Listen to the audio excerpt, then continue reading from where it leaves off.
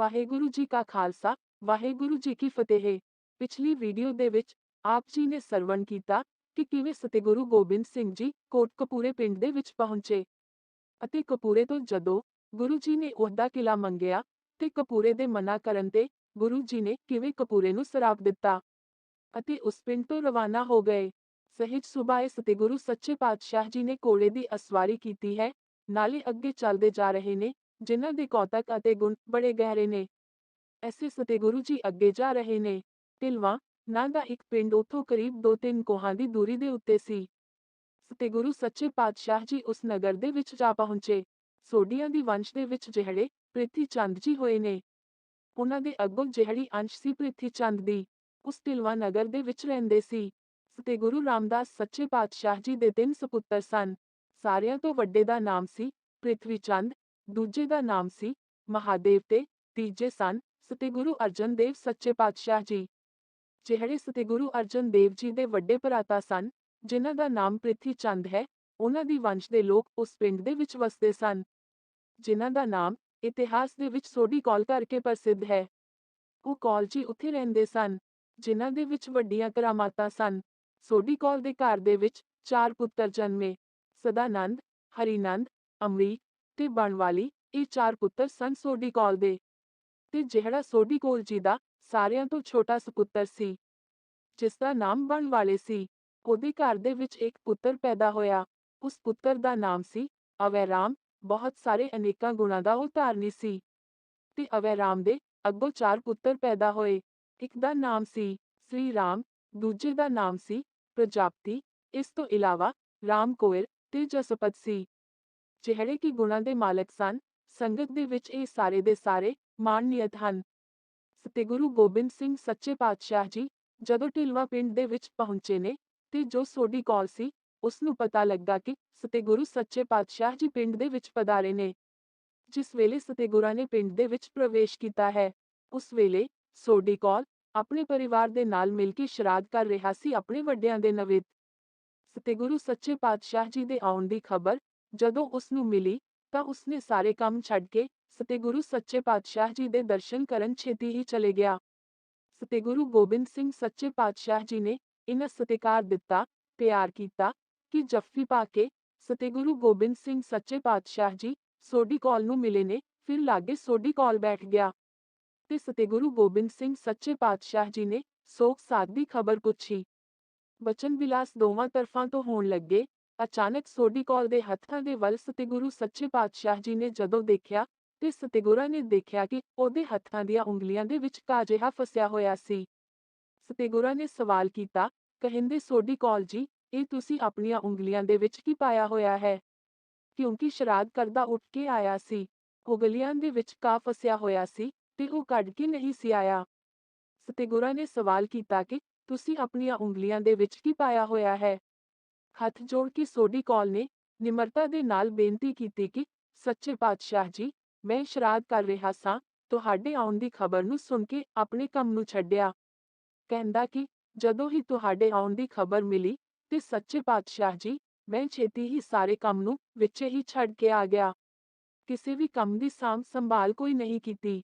ਕਹਿੰਦਾ ਕਿ ਬੜੀ ਸ਼ਿਗਰਤਾ ਦੇ ਨਾਲ, ਬੜੀ ਕਾਲੀ ਦੇ ਨਾਲ ਮੈਂ ਮਿਲਣ ਦੇ ਵਾਸਤੇ ਤੁਹਾਡੇ ਕੋਲ ਆ ਗਿਆ। ਕਹਿੰਦਾ ਕਿ ਮੈਨੂੰ ਖਿਆਲ ਹੀ ਨਹੀਂ ਰਿਹਾ ਕਿ ਮੈਂ ਆਪਣੇ ਕਾਂ ਨੂੰ ਉਂਗਲੀਆਂ ਦੇ ਵਿੱਚੋਂ ਕੱਢ ਦਿਆਂ। ਬੇਸਮਝੀ ਦੇ ਨਾਲ ਹੀ ਮੈਂ ਛੇਤੀ ਤੁਹਾਡੇ ਤੱਕ ਪਹੁੰਚ ਗਿਆ। ਮੈਂ ਚਾਹੁੰਦਾ ਸਾਂ ਕਿ ਜਿੰਨੀ ਛੇਤੀ ਹੋ ਸਕੇ ਸੱਚੇ ਪਾਤਸ਼ਾਹ ਜੀ, ਮੈਂ ਤੁਹਾਡਾ ਪਵਿੱਤਰ ਆਣ ਕੇ ਦਰਸ਼ਨ ਕਰਾਂ। ਇਸ ਤਰੀਕੇ ਦੇ ਨਾਲ ਸੋਢੀ ਕੌਲ ਨੇ ਬੇਨਤੀ ਕੀਤੀ। ਜਦੋਂ ਸ਼ਰਾਧ ਦੀ ਗੱਲ ਕੀਤੀ, ਤੇ ਸਤਿਗੁਰੂ ਗੋਬਿੰਦ ਸਿੰਘ ਸੱਚੇ ਪਾਤਸ਼ਾਹ ਜੀ ਕਹਿੰਦੇ ਨੇ, ਸੋਢੀ ਕੌਲ ਜੀ, ਇਹ ਕਿਸ ਤਰ੍ਹਾਂ ਦੇ ਵਿਅਰਥ ਕੰਮਾਂ ਦੇ ਵਿੱਚ ਤੁਸੀਂ ਆਪਣੀ ਰੁਚੀ ਨੂੰ ਜੋੜਿਆ ਹੋਇਆ ਕਿ ਤੁਸੀਂ ਆਪਣੇ ਵੱਡਿਆਂ ਦੇ ਨਮਿਤ ਸ਼ਰਾਧ ਕਰ ਰਹੇ ਹੋ?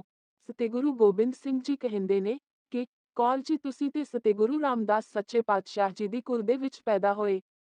ਕਿਉਂਕਿ ਜੇਕਰ ਸਤਿਗੁਰੂ ਰਾਮਦਾਸ ਸੱਚੇ ਪਾਤਸ਼ਾਹ ਜੀ ਸੋਢੀ ਸਨ, ਉਹਨਾਂ ਦੇ 3 ਪੁੱਤਰ ਵੀ ਸੋਢੀ ਸਨ। 3 ਪੁੱਤਰਾਂ ਦੇ ਵਿੱਚੋਂ ਵੱਡੇ ਦਾ ਨਾਮ ਸੀ ਪ੍ਰਿਥਵੀ ਚੰਦ, ਇਸ ਕਰਕੇ ਪ੍ਰਿਥੀ ਚੰਦ ਜੀ ਵੀ ਸੋਢੀ ਹੋਏ। ਉਹਨਾਂ ਦੀ ਕੁਲ ਦੇ ਵਿੱਚੋਂ ਅੱਗੇ ਜਾ ਕੇ ਤੁਸੀਂ ਪੈਦਾ ਹੋਏ ਹੋ। ਸਤਿਗੁਰੂ ਗੋਬਿੰਦ ਸਿੰਘ ਜੀ ਕਹਿੰਦੇ ਨੇ ਕਿ ਰਾਮਦਾਸ ਸੋਢੀਆਂ ਦੀ ਕੁਲ ਦੇ ਵਿੱਚ ਤੁਸੀਂ ਪੈਦਾ ਹੋਏ ਹੋ।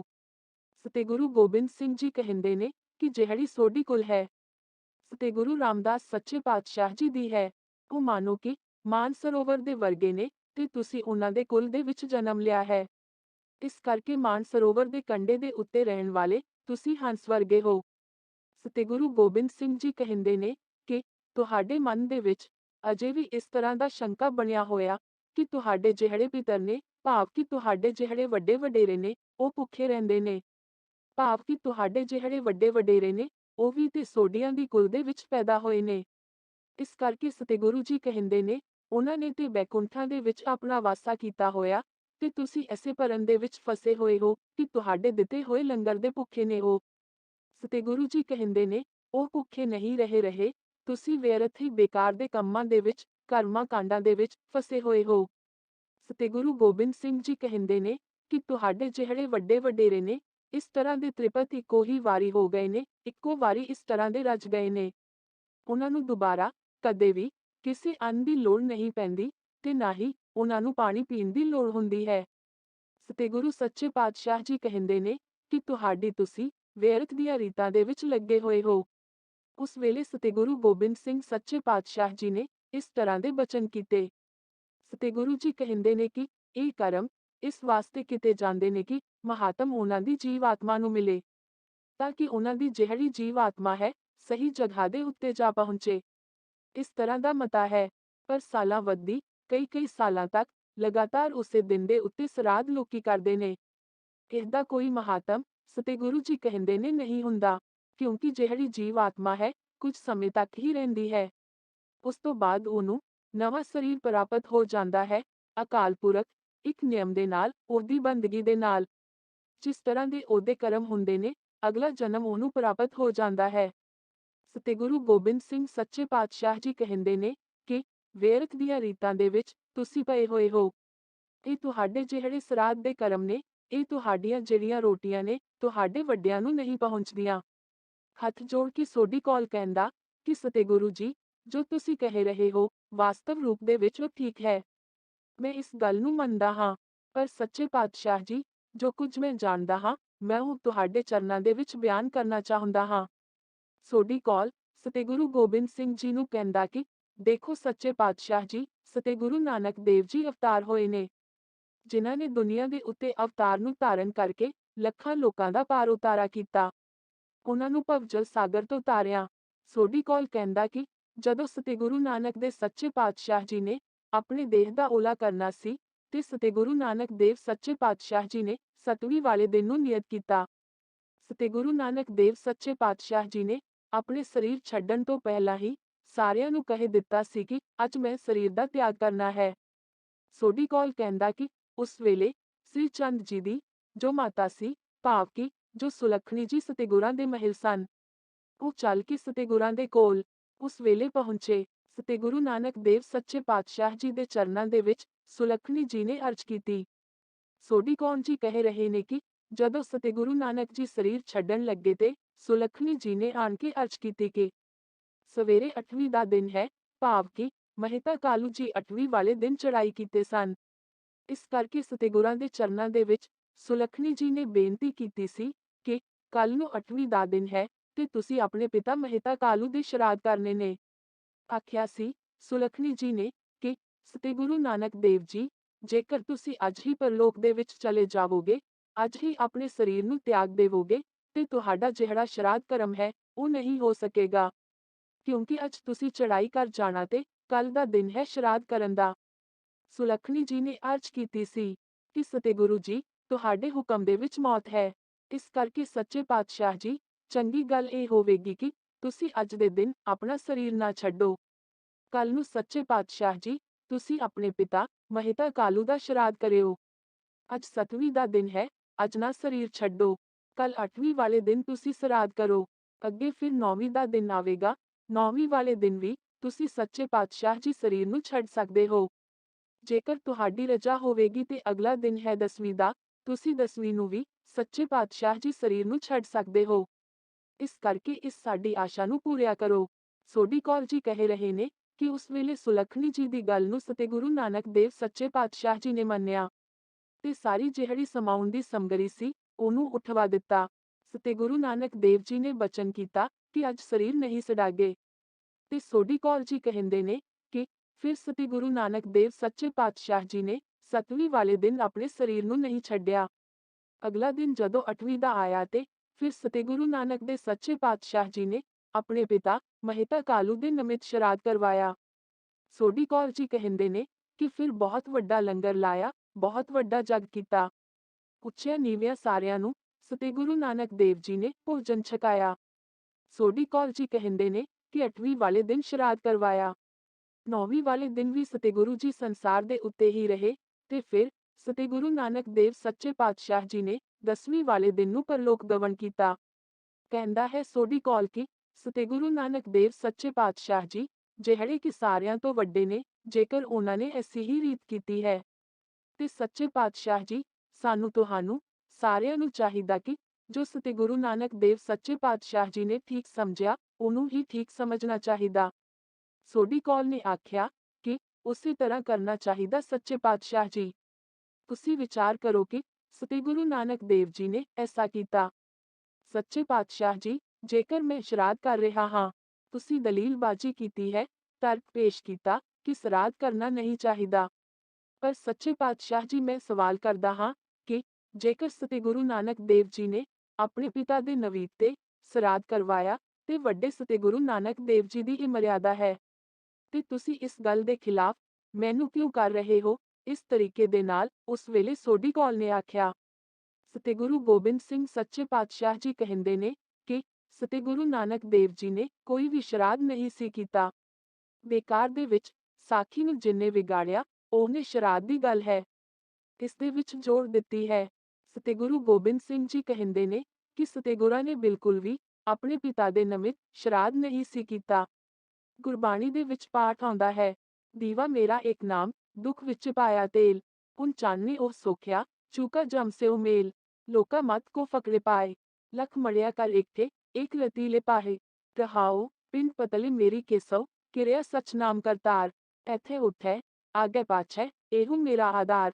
ਸਤਿ ਗੁਰੂ ਸੱਚੇ ਪਾਤਸ਼ਾਹ ਜੀ ਨੇ ਗੁਰਬਾਣੀ ਦੇ ਵਿੱਚ ਐਸਾ ਅੰਕਿਤ ਕੀਤਾ ਹੋਇਆ ਹੈ। ਇਸ ਤੋਂ ਇਲਾਵਾ ਸਤਿ ਗੁਰੂ ਸੱਚੇ ਪਾਤਸ਼ਾਹ ਜੀ ਨੇ ਗੁਰਬਾਣੀ ਦੇ ਵਿੱਚ ਹੋਰ ਵੀ ਬਹੁਤ ਸਾਰੇ ਪ੍ਰਮਾਣ ਦਿੱਤੇ ਹੋਏ ਨੇ। ਗੁਰਬਾਣੀ ਦੇ ਵਿੱਚ ਮਾਝ ਦੀ ਵਾਰ ਦੇ ਵਿੱਚ ਸਤਿ ਗੁਰੂ ਨਾਨਕ ਦੇਵ ਜੀ ਨੇ ਫਰਮਾਇਆ, ਆਇਆ ਗਿਆ ਮੋਇਆ ਨਾਉ, ਪਿਛੈ ਪਤਰ ਸਦੇਹੁ ਕਾਵ, ਨਾਨਕ ਮਨਮੁਖੀ ਅੰਧ ਪਿਆਰ, ਬਾਝ ਗੁਰੂ ਡੂਬਾ ਸੰਸਾਰ। ਜੇਕਰ ਸਤਿ ਗੁਰੂ ਨਾਨਕ ਦੇਵ ਸੱਚੇ ਪਾਤਸ਼ਾਹ ਜੀ ਆਪ ਇਸ ਗੱਲ ਦਾ ਖੰਡਨ ਕਰ ਰਹੇ ਨੇ ਕਿ ਪਿੱਛੇ ਜਿਹੜੇ ਪੱਤਲ ਨੇ ਉਹਨਾਂ ਨੂੰ ਤੇ ਕਾਂ ਕੁੱਤੇ ਛਕਦੇ ਨੇ, ਚੱਟਦੇ ਨੇ, ਉਹਨਾਂ ਦੇ ਕੋਲ ਐਸਾ ਕੁਝ ਪਹੁੰਚਦਾ ਨਹੀਂ ਹੈ। ਸਤਿ ਗੁਰੂ ਨਾਨਕ ਦੇਵ ਸੱਚੇ ਪਾਤਸ਼ਾਹ ਜੀ ਜੇ ਆਪਣੀ ਗੁਰਬਾਣੀ ਦੇ ਵਿੱਚ ਐਸਾ ਹਵਾਲਾ ਦਿੰਦੇ ਨੇ ਤੇ ਫਿਰ ਸਤਿ ਗੁਰੂ ਜੀ ਕਿਉਂ ਸ਼ਰਾਧ ਕਰਨਗੇ? ਭਾਵ ਕਿ ਐਸੀ ਗੱਲ ਨਹੀਂ ਹੈ। ਇਸ ਤੋਂ ਇਲਾਵਾ ਗੌੜੀ ਰਾਗ ਦੇ ਵਿੱਚ ਕਬੀਰ ਜੀ ਨੇ ਵੀ ਫਰਮਾਇਆ। ਕਬੀਰ ਜੀ ਲਿਖਦੇ ਨੇ, ਜੀਵਤ ਪਿਤਰ ਨਾ ਮਾਨੈ ਕੋ, ਮੂਏ ਸਿਰਾਧ ਕਰਾਹੀ, ਪਿਤਰ ਭੀ ਬਪੁਰੇ, ਕਹੋ ਕਿਉ ਪਾਵਹਿ, ਕਉਆ ਕੁਕਰ ਖਾਹੀ। ਕਬੀਰ ਜੀ ਲਿਖਦੇ ਨੇ ਕਿ ਜਿਹੜੇ ਜਿਉਂਦੇ ਮਾਪੇ ਨੇ ਉਹਨਾਂ ਨੂੰ ਤੇ ਲੋਕ ਪੂਜਦੇ ਨਹੀਂ ਹਨ ਤੇ ਜਦੋਂ ਮਰਦੇ ਨੇ ਫਿਰ ਉਹਨਾਂ ਦੇ ਨਿਮਿਤ ਸ਼ਰਾਧ ਕਰਾਉਂਦੇ ਨੇ। ਕਬੀਰ ਜੀ ਲਿਖਦੇ ਨੇ ਕਿ ਉਹ ਵਿਚਾਰਿਆਂ ਨੂੰ ਕਿੱਥੇ ਪਹੁੰਚਦਾ ਹੈ ਇਹਨਾਂ ਦਾ ਕੀਤਾ ਹੋਇਆ ਸ਼ਰਾਧ, ਉਹ ਵੀ ਕਾਂ ਤੇ ਕੁੱਤੇ ਹੀ ਖਾ ਜਾਂਦੇ ਨੇ। ਸਤਿ ਗੁਰੂ ਗੋਬਿੰਦ ਸਿੰਘ ਸੱਚੇ ਪਾਤਸ਼ਾਹ ਜੀ ਕਹਿੰਦੇ ਨੇ ਕਿ ਤੁਹਾਡੀਆਂ ਰੀਤੀਆਂ ਬਿਲਕੁਲ ਗਲਤ ਨੇ। ਸਤਿ ਗੁਰੂ ਨਾਨਕ ਦੇਵ ਸੱਚੇ ਪਾਤਸ਼ਾਹ ਜੀ ਦਾ ਤੁਸੀਂ ਪ੍ਰਮਾਣ ਦਿੱਤਾ ਕਿ ਉਹਨਾਂ ਨੇ ਸ਼ਰਾਧ ਕਰਵਾਇਆ ਸੀ। ਸਤਿ ਗੁਰੂ ਗੋਬਿੰਦ ਸਿੰਘ ਜੀ ਕਹਿੰਦੇ ਨੇ ਕਿ ਐਸਾ ਕੁਝ ਵੀ ਨਹੀਂ ਸੀ ਹੋਇਆ। ਸਤਿ ਗੁਰੂ ਗੋਬਿੰਦ ਸਿੰਘ ਜੀ ਕਹਿੰਦੇ ਨੇ ਕਿ ਕਿਸੇ ਲੋੜਵੰਦਾਂ ਨੂੰ ਦੇ ਦੇਣਾ, ਉਹਨਾਂ ਦੀ ਲੋੜ ਨੂੰ ਪੂਰਾ ਕਰ ਦੇਣਾ, ਇਹੀ ਸਾਰਿਆਂ ਤੋਂ ਵੱਡਾ ਸ਼ਰਾਧ ਹੈ। ਇਹੀ ਸ਼ਰਾਧ ਮੰਨਿਆ ਗਿਆ ਹੈ। ਸਤਿ ਗੁਰੂ ਗੋਬਿੰਦ ਸਿੰਘ ਜੀ ਕਹਿੰਦੇ ਨੇ ਕਿ ਤੂੰ ਸਤਿ ਗੁਰੂ ਨਾਨਕ ਦੇਵ ਸੱਚੇ ਪਾਤਸ਼ਾਹ ਜੀ ਦਾ ਪ੍ਰਮਾਣ ਦੇ ਰਿਹਾ। ਮੈਂ ਕਹਿੰਦਾ ਹਾਂ ਕਿ ਸਤਿ ਗੁਰੂ ਨਾਨਕ ਦੇਵ ਸੱਚੇ ਪਾਤਸ਼ਾਹ ਜੀ ਨੇ ਸਗੋਂ ਇਹਨਾਂ ਰੀਤੀਆਂ ਨੂੰ ਤੋੜਿਆ, ਪਾਖੰਡਾਂ ਦੇ ਵਿੱਚੋਂ ਬਾਹਰ ਕੱਢਿਆ। ਜਦੋਂ ਐਸਾ ਸਤਿ ਗੁਰੂ ਗੋਬਿੰਦ ਸਿੰਘ ਜੀ ਨੇ ਸੋਢੀ ਕੌਰ ਨੂੰ ਆਖਿਆ ਤਾਂ ਉਸਨੇ ਕੁਝ ਨਾ ਕਿਹਾ, ਚੁੱਪ ਕਰਕੇ ਬੈਠ ਗਿਆ। ਬਾਕੀ ਤੁਹਾਨੂੰ ਕੀ ਲੱਗਦਾ ਹੈ? ਤੁਹਾਡੀ ਕੀ ਵਿਚਾਰ ਹੈ ਕਿ ਸ਼ਰਾਧ ਕਰਵਾਉਣੇ ਚਾਹੀਦੇ ਨੇ ਕਿ ਨਹੀਂ? ਬਾਕੀ ਤੁਹਾਨੂੰ ਕੀ ਲੱਗਦਾ ਹੈ ਕਿ ਸੱਚੀ ਹੀ ਸ਼ਰਾਧ ਕਰਵਾਉਣ ਦੇ ਨਾਲ ਭੋਜਨ ਪਿਤਰਾਂ ਨੂੰ ਪਹੁੰਚਦਾ ਹੈ, ਉਹਨਾਂ ਨੂੰ ਮਿਲਦਾ ਹੈ ਕਿ ਜਾਂ ਨਹੀਂ? ਆਪਣੀ ਰਾਏ ਜ਼ਰੂਰ ਕਮੈਂਟ ਬਾਕਸ ਦੇ ਵਿੱਚ ਦੱਸਣੀ। ਤੁਹਾਡਾ ਕੀ ਵਿਚਾਰ ਹੈ ਜ਼ਰੂਰ ਦੱਸਣਾ। ਅੱਜ ਬਸ ਇਨਾ ਹੀ, ਹੋਈਆਂ ਭੁੱਲਾਂ ਦੀ ਖਿਮਾ ਕਰਨੀ। ਹੋਰ ਇਤਿਹਾਸਕ ਵੀਡੀਓਜ਼ ਦੇਖਣ ਦੇ ਲਈ ਚੈਨਲ ਨੂੰ ਲਾਈਕ, ਸ਼ੇਅਰ ਅਤੇ ਸਬਸਕ੍ਰਾਈਬ ਕਰਨਾ। ਵਾਹਿਗੁਰੂ ਜੀ ਕਾ ਖਾਲਸਾ, ਵਾਹਿਗੁਰੂ ਜੀ ਕੀ ਫਤਿਹ।